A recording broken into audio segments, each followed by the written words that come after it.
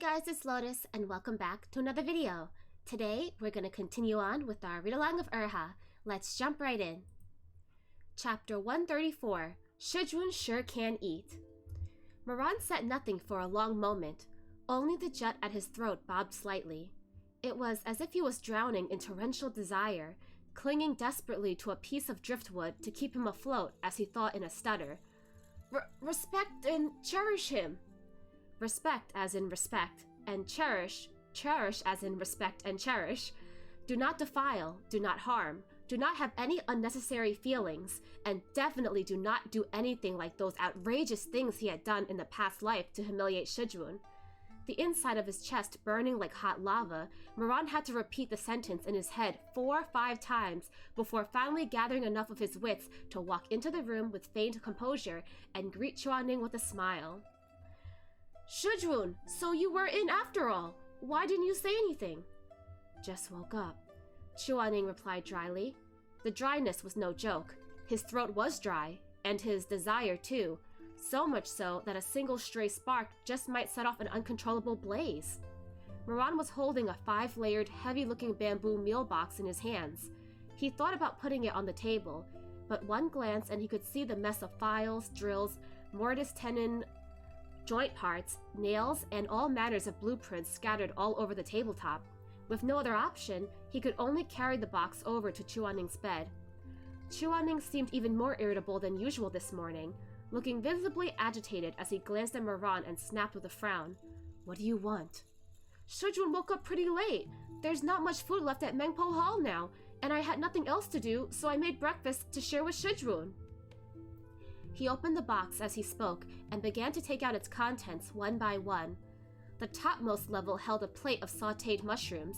Next was a platter of tender stir-fried celtis stem, then silk thread rolls and honey-glazed sweet lotus root, and on the very bottom was 2 bowls of rice, each grain full and translucent, as well as a bowl of bamboo shoot and ham soup. Ooh, wow, we even got pictures. Nice. Okay, that's really yummy looking. We got the bamboo lotus root right here. Oh, is this the bamboo soup? This is the lotus root. White rice. Oh, look at these little like bao. This is bao, right? Is it? Yes, like silk thread rolls, like bao. Some vegetarian dishes. Nice, nice. 2 bowls of rice. Chuaning was a little speechless. Did Moran really think that he was this much of a glutton? The table is a bit messy. Does Shizun want to eat in bed? Or should I clean the table up and move the food over? Of course, Chuaning didn't like eating in bed, but the quilt was the only thing hiding his yet-to-subside arousal from view. He wavered between poise and dignity for a moment, then firmly chose the latter. There's too many things on the table. It'll take too long to clean up. Here is fine. Moran nodded with a smile. Okay. He really had to admit that Moran was very skilled at cooking.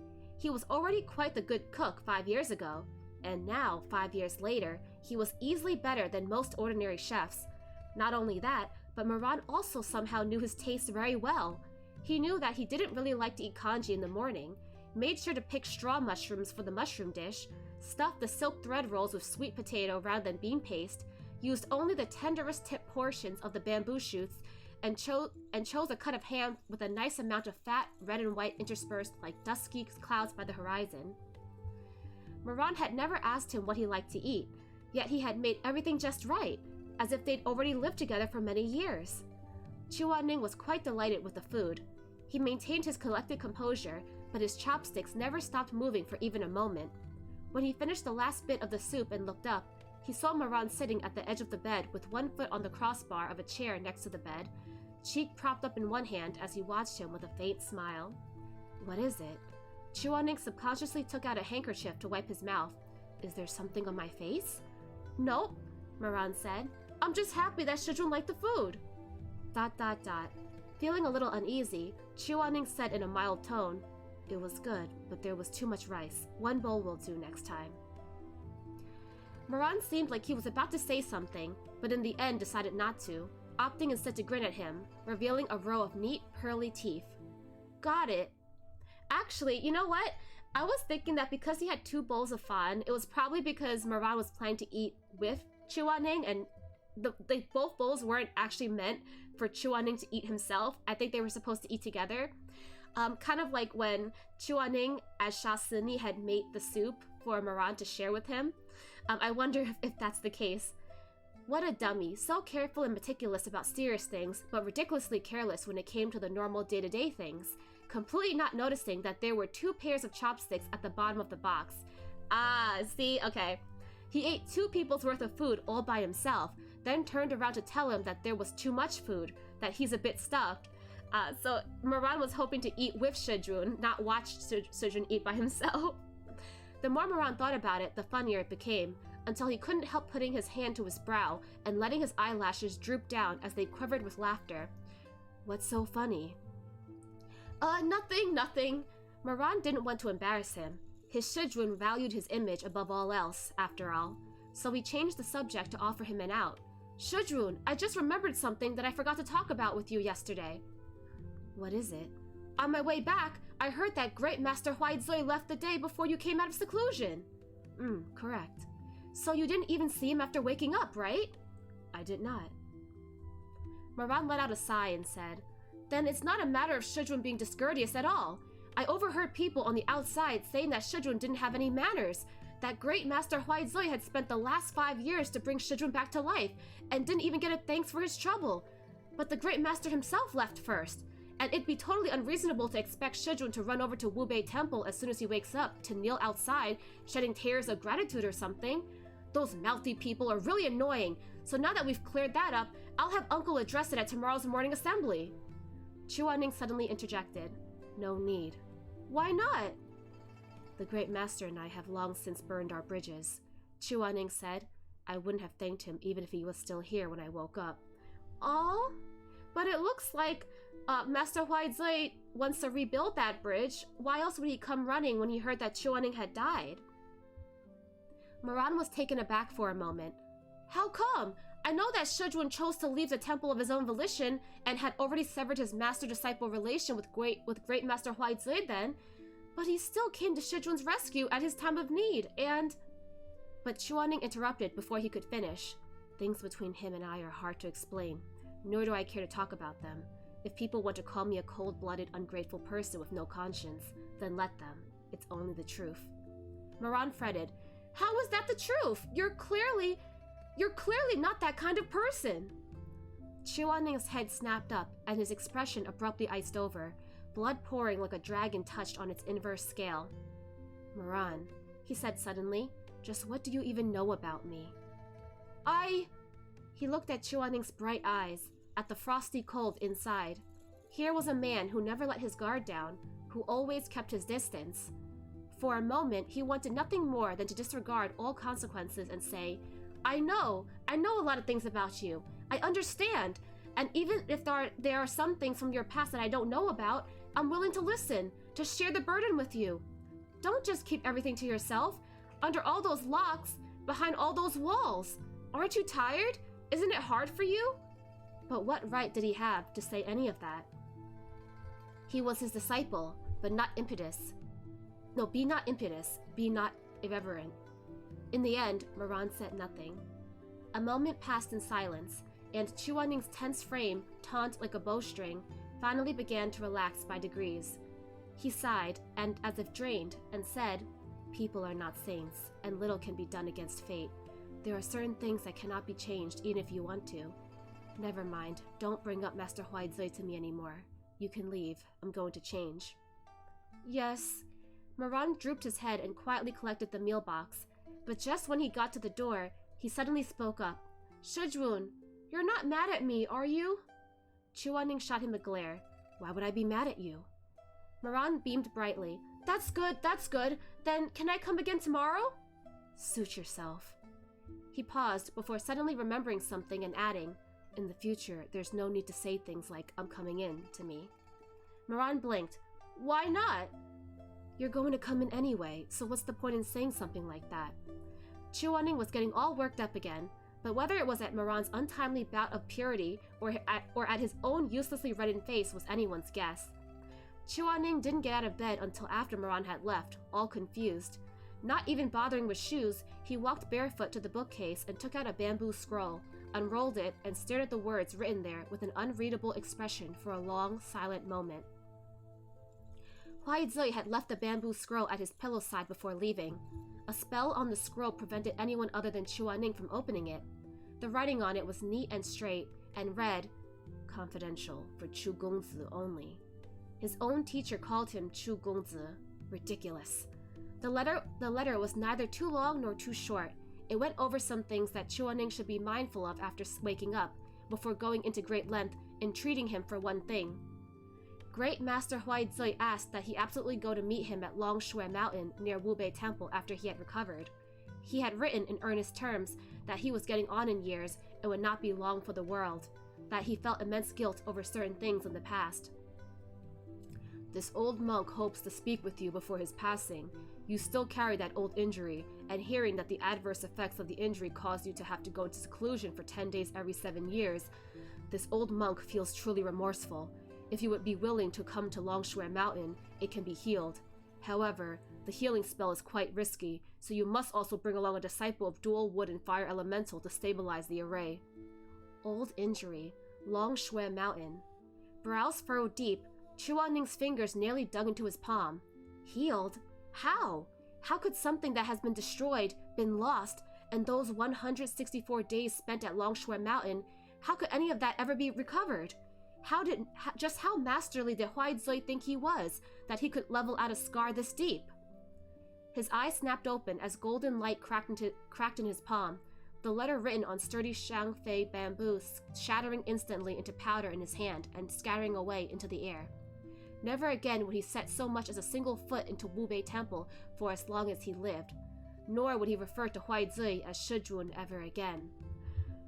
I really wonder what happened between them, like how bad was their falling out? That Huai Zui wants to reconcile, but Chuaning is really adamant against meeting him again. Even though Huai Zui took 5 years out of his time to help bring Shizun back to life. Something really terrible must have happened for Chuaning to despise Master Huai Zui like that. In the blink of an eye, it was already the 4th day since Chuaning came out of seclusion. Xue Zhengyang had called him to Loyalty Hall on this day and handed him a letter of commission.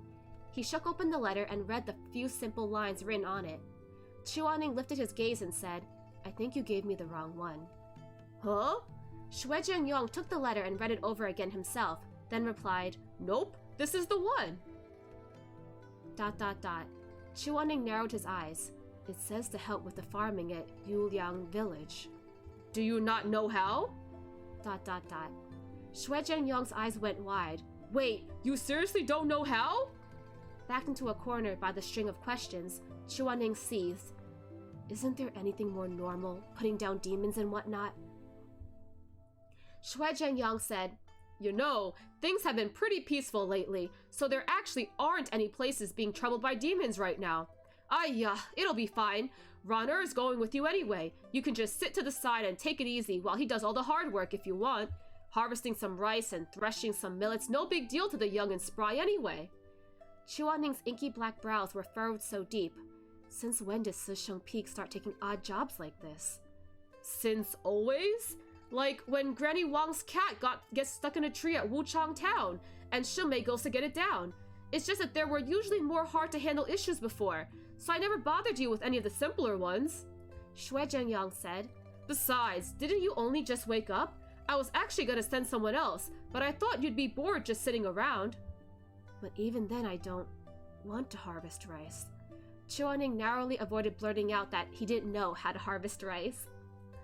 Xue Zhengyang insisted. Like I said, Rynn will be there to help you out, so just take it as a leisure trip to relax and stroll around a bit.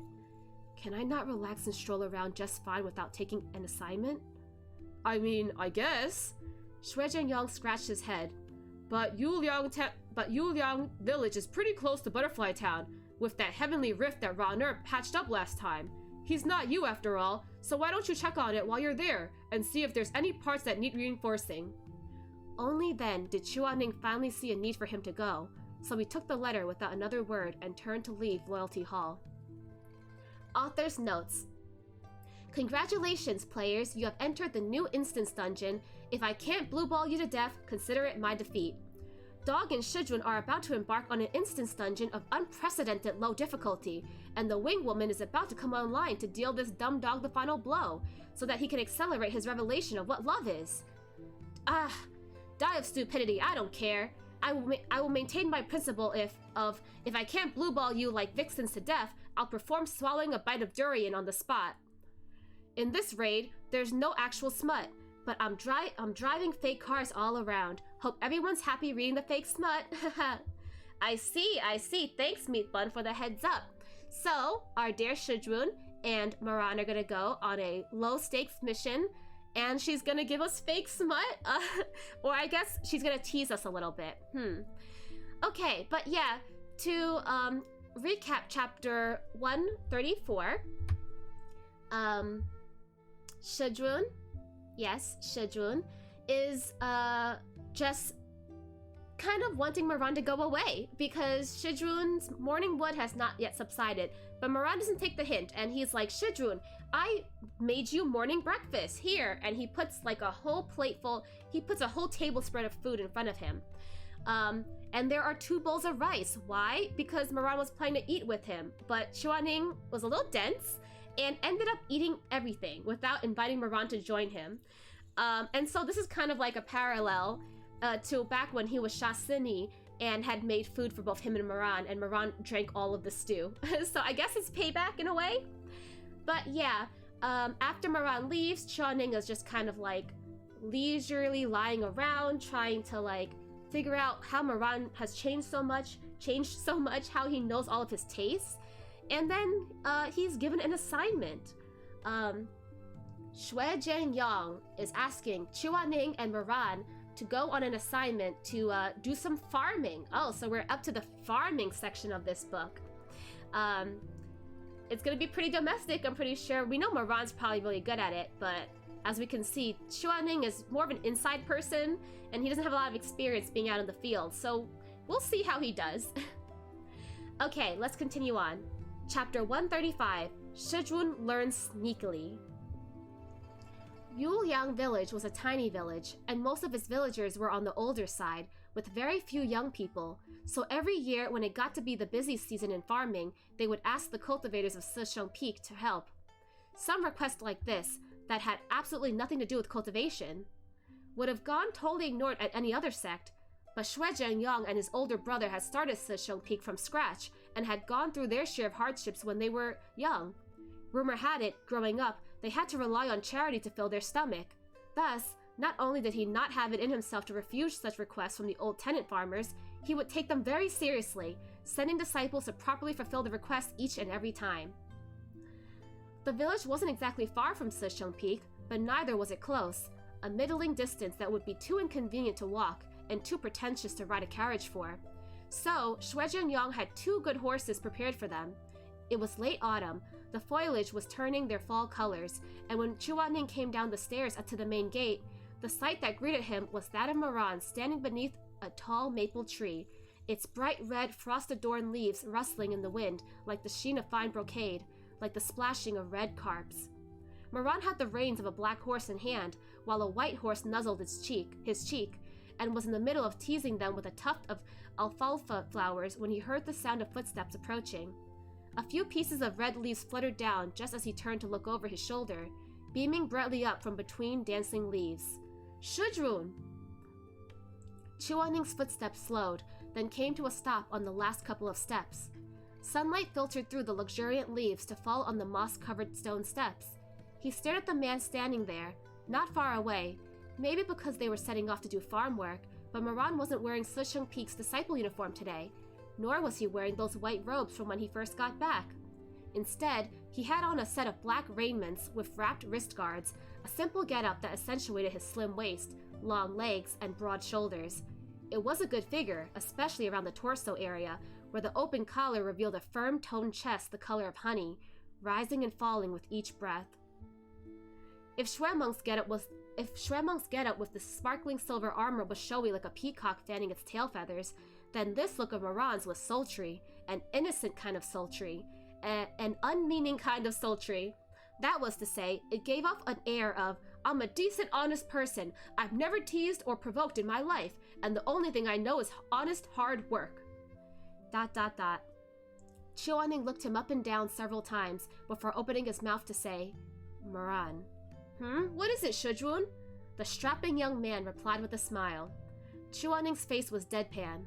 Aren't you cold with your collars open that wide?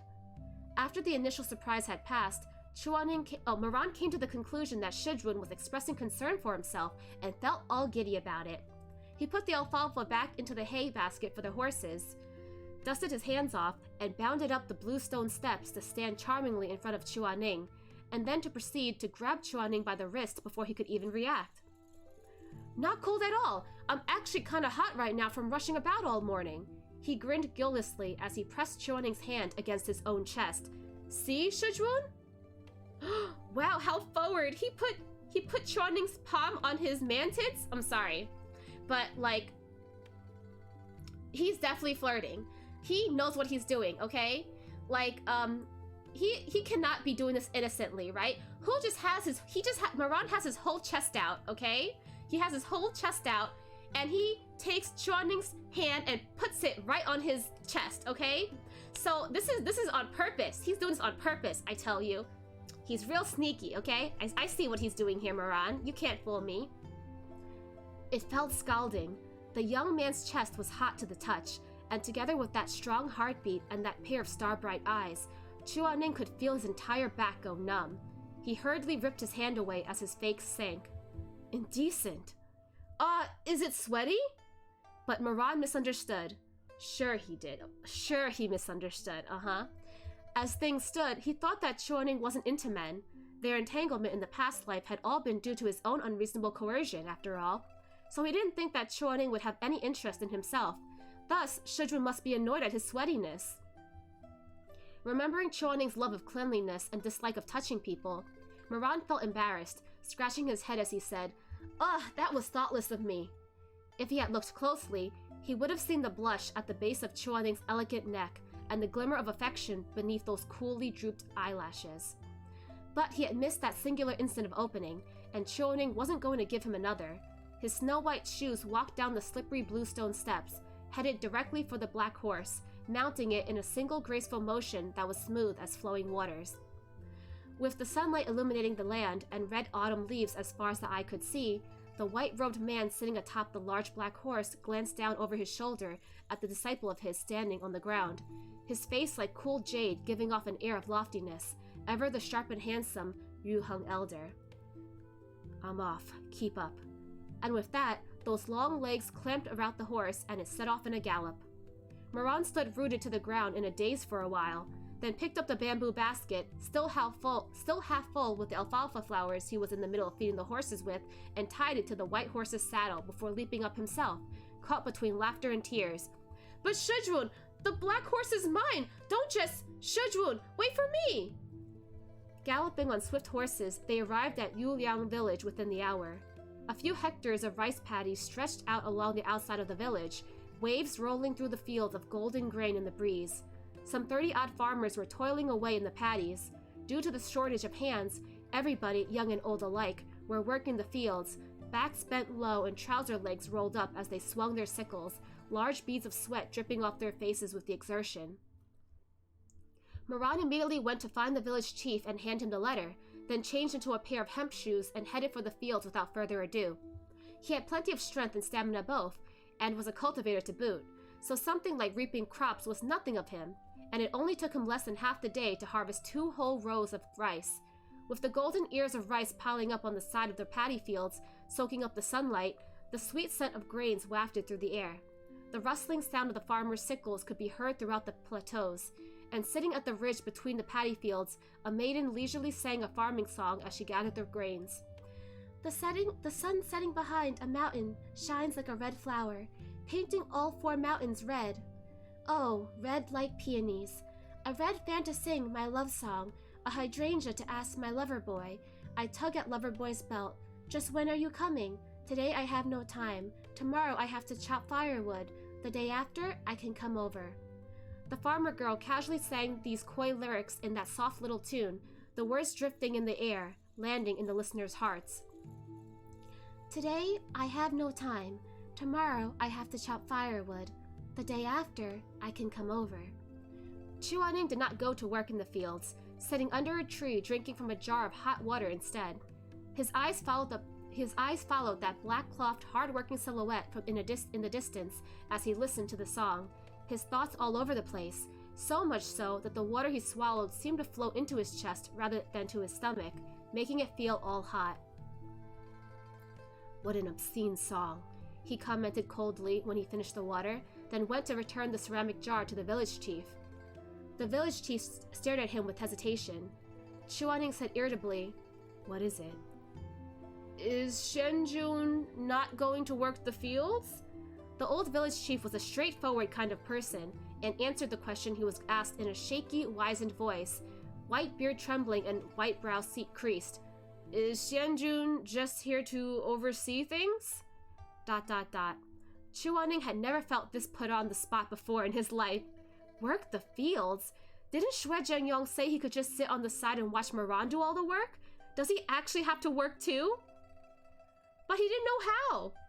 But the old village chief was staring at him like he still had more to say, and even the couple of little kids and old women nearby heard the exchange and looked up to stare at this immaculately dressed man. Children hold nothing back, and the little kid with his hair in buns asked crisply, "Granny, Granny, this Dao Zhang Gege is wearing all white. How is he going to do any work in the fields?"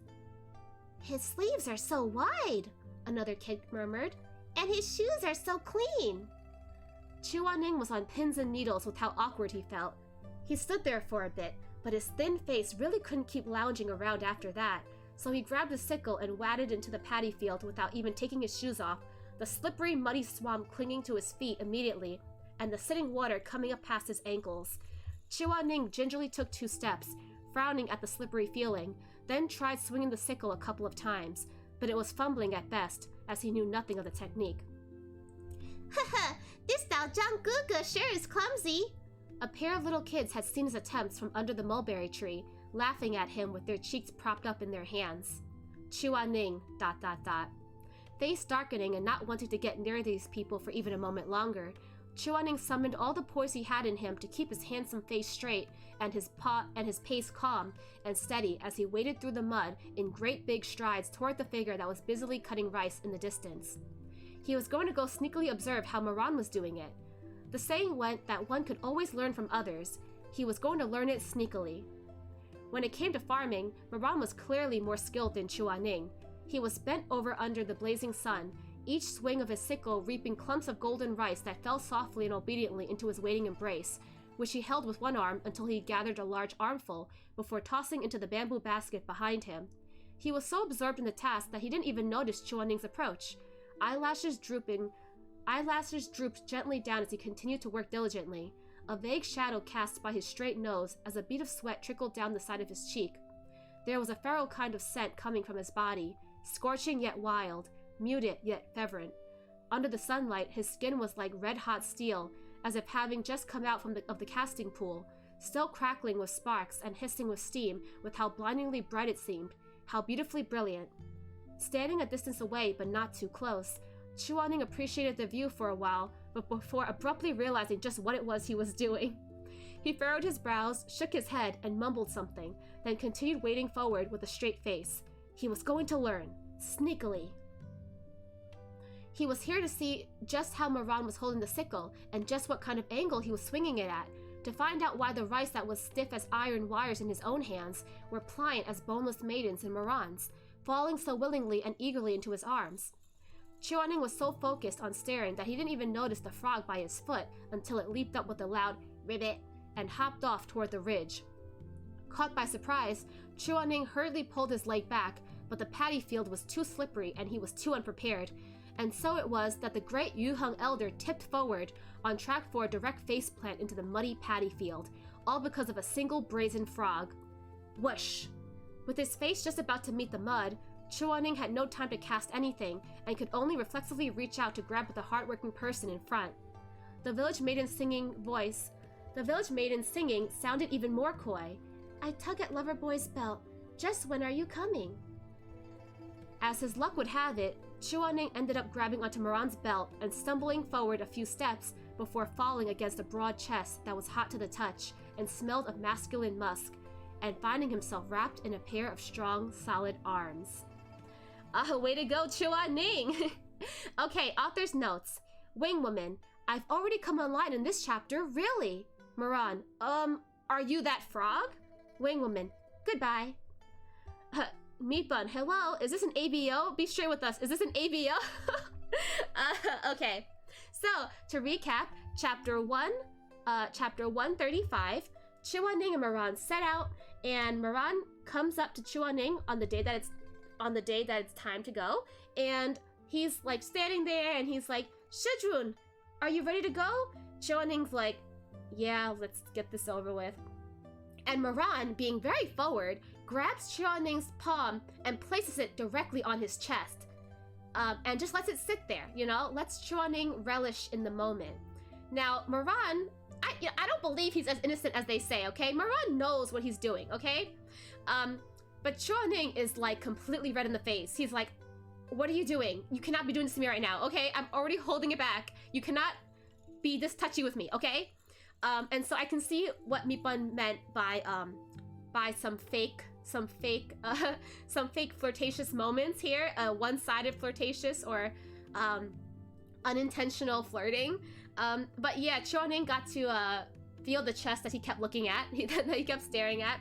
Then they head off, and when they get to the village, Moran gets straight to work because he knows exactly what to do. But Chuaning, on the other hand, is not meant for the fields, right? He's never done hard labor in his whole life. He's always done cultivation or like tinkering and engineering. So he's just sitting on the side drinking water, and he gets guilt-tripped by the village chief and the little kids into getting into the field. They're like, Guga, why are you wearing white? It's gonna get dirty. Guga, why are you being a lazy ass? Look at the other Guga. He's working really hard. Guga, are you gonna help him? And so he feels really embarrassed, and you know that Chuaning has a really thin face. So because they brought it up, he felt like he had to go into the field. So he went, he grabbed the sickle, and because he doesn't know how to farm, he ends up slipping and making mistakes, and is just embarrassing himself even more. So he decides, okay, fine, I'm gonna go and just observe Moran sneakily. I'm gonna go on a covert operation to learn how to do the technique of cutting the rice plants. So he sneaks up on Moran. Moran is completely just in the zone right now, you know? He's really just like hard at work. And we get another little moment to push our ship a little bit, because a random frog just happens to just pass by and startle Chuaning, so that Chuaning slips and ends up landing right into the waiting arms of Moran. Good job, Moran! You caught your Shizun before he could faceplant into the mud. You're doing God's work here. But yeah, I like how uplifting and how lighthearted these two chapters were. Nothing really hurtful. The only thing is that Shizun, Chuaning, and Master Huaizui still have some unfinished business. So I wonder if Chuaning is going to end up taking Master Huaizui's offer about visiting him so that he could heal himself. But other than that, everything else has been pretty lighthearted. We've got a little bit of flirtatious moments, but you know, it's kind of like domestic. We're getting into the domestic, I guess, arc right now. Or I'm hoping, at least, because we've had too much pain and suffering and sadness.